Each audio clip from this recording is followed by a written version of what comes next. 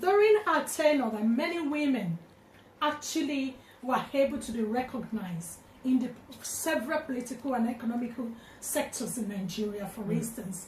And during this period, I was in my teenage, and I happened to be, being the last born of the family, I was really close to my mom, and I was able to know a lot about the challenges women faced then, because there was a lot of rebellions from men to say, okay, what's going to happen? But a soft approach Miriam did introduce, her eloquence, and sophisticated, you know, she was a very pretty woman, and she come across as no, we're not coming to struggle with you, we're not coming to fight a battle, we just want to, you know, in a very subtle manner, which is that's we that's want our women to be exactly enlightened, and as so, a result support you as husbands, as brothers, exactly, and whatnot. and that was our approach, and that is what is no longer there today. And me, you know, when this topic came up, I was saying, yes, there's a lot of women who's got it so much out there. Some people like my mother, who live their life in the village, they have all the resources, but they don't really have the avenue to showcase the talents, the gifts they've got. The society women now, so to say, the educated women, kind of like look down these people, and they just give them like crumbs from under the table. But they don't really invite them onto the table to eat, for instance. I'll give you an instance, Tomi. There was one rally they did in Abuja in the early days of Babangida. And Miriam had to invite all the women from rural women, and she lodged them in Sheraton in Abuja. It was in the news. And I remember clearly people criticizing her for lodging the rural people in the hotel on the basis that they weren't sleeping, they were constituting nuisance. And in response, you know what she said that amazes me? She said, no, because we are bringing them into an environment they aren't accustomed to. You turn down the AC and see them sleep. And they did, and it worked. These are just minor things that we as women, we are privileged. We are in the Western world. We are well educated. We've got the resources. What are we doing to those palm oil seller, pepper seller, cola nut seller? What are we doing to actually bring out the best in them? There's so many. Aside of giving them stipends to come out and vote. There's so many things that during elections Miriam did then, which to me, I still see her as a very significant, powerful role model to us as African women.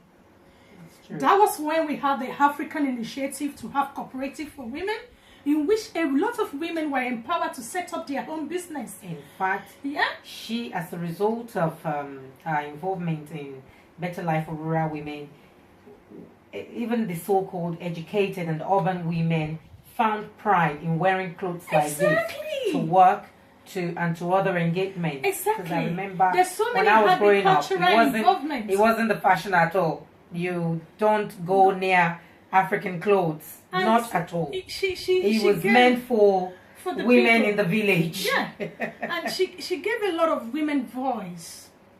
She gave them that pride to be recognized as a woman, and in turn they were able to actually help their family. I tell you what, my mom, after the experience of Better Life, always said to us as children, none of your children should be illiterate. And she fought that every one of us are well educated. Why? Because she's enlightened. And the testimonies are still there today. Through that program in our village, there was no secondary school, but through my mom in the involvement, we were able to have a secondary school throughout the village. Wow. In which today, a lot of students are going there, they are being empowered. But what I realized in my last visit to Nigeria was all these things, there is no program set in place for continuity So for instance, like the cassava factory that was set up to empower farmers, instead of them just being, ripped up. They plant the cassava, take it to the factory, process it in large scale, sell it. All those things, no maintenance, all the political factors we have. Also, they have not been sustained. Exactly. There's no sustenance program put in place, which is the same as to any other infrastructure you see in Nigeria anyway. Yeah? People come in, they set up their own program, they set up their own initiative, but there is nothing substantial to actually make sure that these things have a progressive nature. But don't let us digress. The point today is, we as women, in politics, in economic, wherever we find ourselves, in a business sector, what are we actually doing? Are we just baking our cake and eating it all alone? Are we leaving just the crumbs for other women to eat? Are we building on our own ego? I have arrived. Not minding what is happening to these people in the village. That is the question that I keep asking myself. What are we? Are we living for ourselves alone? So moving forward, Kemi, thank you very much.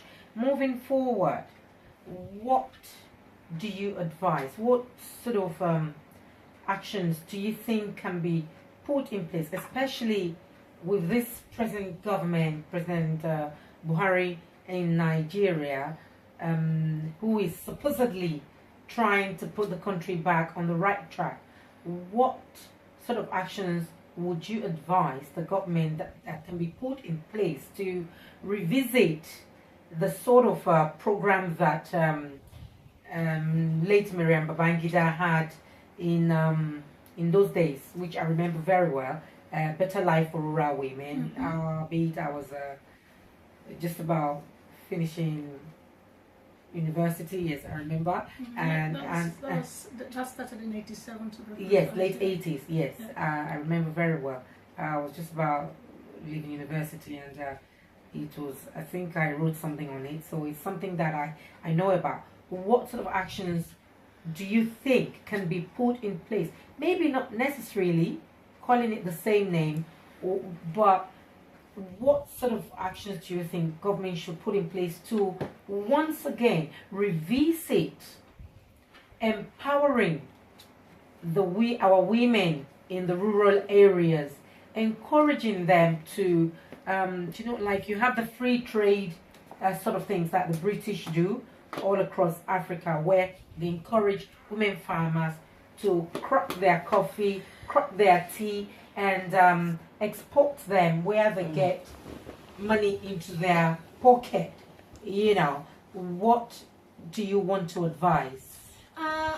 What I say, when it's during the inauguration and when this political transition took place, I was reading some articles about the First Lady, Mrs. Buhari, saying she doesn't want any position of the First Lady, all because it's been abused, which I quite understand, because when Miriam Babangida initiated the First Lady's office, it wasn't for ceremonial kind of flamboyancy that we experienced lately with past governments. But having said that, I believe that without even the First Lady's office, there's so many things that they could do. There's so many programs that they could do to facilitate the progression of the women in the rural area. For instance, I'll tell you, like all this cropping, the agricultural sector is still a very large area that is still under tapped in Nigeria. Not just in Nigeria, in Africa. Everybody want to wear collars. Everybody wants to be in trousers. And do white collar jobs. Exactly. Women are not encouraged to actually do that. Be happy in farming. Yes. Not that they're not farming, but women are not being encouraged to enjoy farming. They have, but they don't have enough resources. Farming is not just about having a It's not what it used to be. For you to have a profitable farming, you must be able to have the resources to farm on acres it must be of mechanized. land, mechanized, yeah. Fertilizers. All these things has to be. There has to be a program to make, to support women through this process. It's not just farming alone. We have fashion designers there. We have the hairdressers. Loads of that now. There's so many things. As a result of better life for rural women. Yes, but